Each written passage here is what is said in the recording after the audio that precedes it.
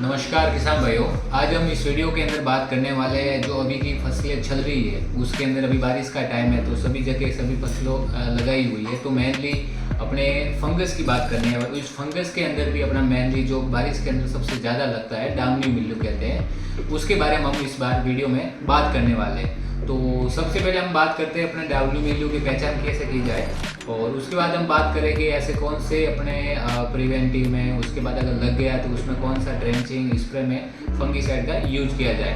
तो अपने इस वीडियो में स्टार्ट करते हैं अपने सबसे पहले फंगीसाइड में। जैसे कि अपना मान लेते हैं अपना कोई फसल है, जैसे कि आपका अभी जैसे कुकर बीटीसी भी लगाते हैं या फिर कोई और भी जैसे सब्जी वगैरह भी आपने फसल लगाते हैं या फिर कोई भी जैसे सीरियल क्रॉप भी लगाते हैं, तो उसके अंदर अपना ये डाउनी मिल्ड्यू बहुत ही कॉमन डिजीज़ है जो सबसे ज़्यादा देखने को मिलती है। तो उसके अंदर क्या रहता है कि आपने देखा होगा पत्तियों की किनारे किनारे से मतलब पत्तियाँ पीली पड़नी स्टार्ट हो जाती है, जिसमें किसान भाई वो कंफ्यूजन रहता है कि इसमें क्या प्रॉब्लम है, उसमें वो जान नहीं पाता है कि इसमें मेरा ये डाउनी मिल्ड्यू की प्रॉब्लम है।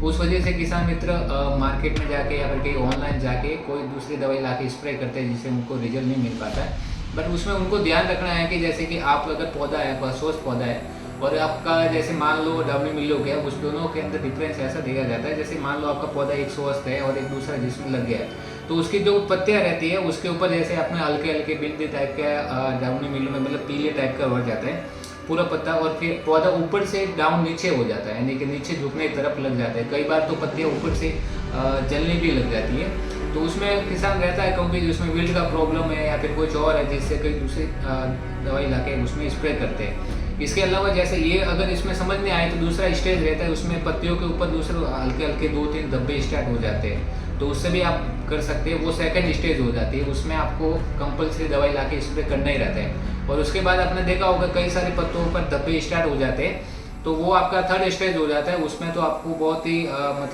जो कारगर दवाई रहती है जैसे प्रिवेंटिव में यूज़ करते हैं वो वाली नहीं, जो लास्ट स्टेज में यूज़ करते हैं वो वाली दवाइयों का यूज़ करना है। तो अपने बात करते हैं सबसे पहले प्रिवेंटिव में यूज करने वाली जैसे बहुत सारी दवाइयाँ। बारिश का समय है तो ऐसे फंगीसाइड कौन से लगाए जिससे बारिश के होने के बाद भी वो काम अच्छे से करे। जैसे कि बहुत सारे, जैसे कि मैं आपको बताऊँ एक्रोबेट आता है, एक्रोबेट कंप्लीट करके आता है। इसके अलावा अपना एलिएट बायर का आता है। इसके अलावा अपना मेलोडी करके आता है, धानुका का किरारी आता है। एंड इसके अलावा आप देखा जाए तो जैम्प्रो भी आता है अपना बासफ कंपनी का। तो इन सब में भी आप ऐसा फंगीसाइड है जो अपने फ्लावरिंग किसी की फसल की स्टेज होती है जिसमें फ्लावरिंग की स्टेज रहती है, तो उसमें कौन कौन सा यूज़ नहीं करना है उसमें आपको याद रखना है। जैसे एक्रोबेट प्लस होता है और नॉर्मल एक्रोबेट होता है, वो यूज़ नहीं लेना है। जैम्प्रो भी यूज़ नहीं लेना है। एंड इसके अलावा आप यूज़ करना चाहते हो तो धानुका का किरारी आप यूज़ कर सकते हो, जैसे कि फ्लावरिंग स्टेज में फ्लावर ड्रॉप होने की प्रॉब्लम नहीं रहेगी, प्लस बारिश में भी अच्छा काम करता है। यानी कि बारिश मान लो आपने कभी लगा लिया और 1 घंटे के बाद बारिश हो गई तो भी वो फंगीसाइड हो ऐसा वैसा आपका फसल में काम करेगा। अब इसके अलावा जैसे मान लो ये तो अपने प्रिवेंटिव आपने यूज ले लिया, अब आप बात करते हैं कि सर मेरे तो फसल में लग गया है और अब मैं कैसे इसका कंट्रोल करूँ। तो देखो जहाँ तक पॉसिबल हो सके वहाँ तक पत्तों के ऊपर जहाँ भी आपने फंगस लग गई आपको दिखाई दे दिया कि मेरे लग गया, तो ऊपर की पत्तियाँ जहाँ लगी उसको तोड़ के निकाल दो। अगर वो पॉसिबल नहीं है, बड़ा खेत है आपका, ज़मीन बड़ी है, तो उसमें क्या स्प्रे में आपको क्या करना है, सबसे पहले अपना आता है टिल्ड करते हैं जिसमें प्रोपिकोनाजोल 25% रहता है, वो आपको 500 में लेना है। प्लस आपको ब्लू कॉपर लेना है, कॉपर ऑक्साइड करता है 50% रहता है, दोनों का मिक्स करके आपको स्प्रे करना है। उसके दूसरे दिन बाद आपको अपना कुर्जेट करके एक फंगीसाइड आता है वो लेना है। प्लस इसके अलावा आपको प्रोडक्ट मिक्सर आता है अपना, लिक्विड में भी आता है, वो 500 में 1 एकड़ के हिसाब से दोनों को मिला के लगाना। और ये याद रखना है कि जैसे पहले आपने स्प्रे किया उसके दूसरे दिन या तीसरे दिन यानी कि 2 दिन का आप 24 घंटे का अंतराल रख के वो रिपीट आपको स्प्रे करना है। एंड थर्ड स्प्रे आपका जो 3 से 4 दिन के बाद करना है वो आपका रहेगा। जैसे कि मान लो आपने ये सब तो कर दिया, धानुका किरारी हो गया और अपना ब्लू कॉपर हो गया, इन तीनों का आपको रिपीट स्प्रे करना, तब जाके आपकी फसल में इस समस्या का समाधान होगा।